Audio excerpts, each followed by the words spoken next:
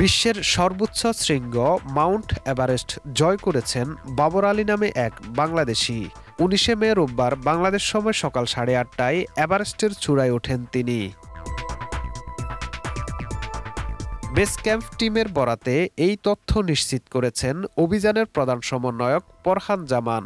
এর আগেও ৪ জন বাংলাদেশি এভারেস্ট জয় করেছিলেন। তবে সেই ৪ জনের চেয়ে বাবর আলীর লক্ষ্য আলাদা। তবে প্রশ্ন হলো, কে এই বাবর আলী?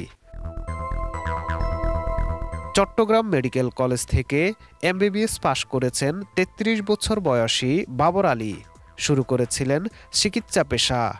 এরপর চাকরি ছেড়ে দেশ বিদেশে ঘোরায় মনোযোগ দেন তিনি।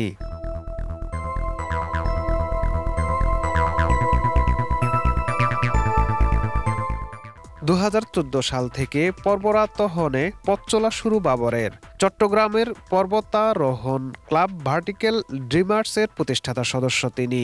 এই ক্লাবের হয়ে গত ১০ বছরে হিমালয়ের নানান শিখরে অভিযান করেছেন তিনি।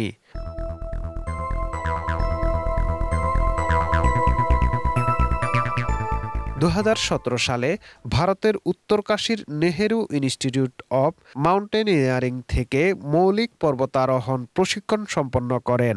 ২০২২ সালে প্রথম বাংলাদেশি হিসাবে হিমালয়ের অন্যতম দুর্গম ও টেকনিক্যাল চূড়া আমা দাবলাম ২২.৩৪৯ ফুট আরোহণ করেন তিনি।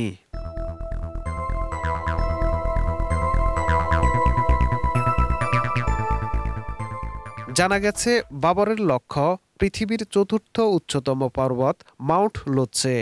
রোববার ক্যাম্প ৪-এ নেমে মাঝরাতে আবারও শুরু করবেন দ্বিতীয় লক্ষ্যের পথে যাত্রা। সব অনুকূলে থাকলে ভোরে পৌঁছতে পারেন এই চূড়ায়। এ লোৎসেতে এর আগে কোনো বাংলাদেশি সামিট করেননি। কোনো বাংলাদেশি একই অভিযানে দুটি ৮,০০০-এর শৃঙ্গ ছড়েননি। তাই লক্ষ্য পূরণ হলে বাবর আলী নতুন রেকর্ড গড়বেন।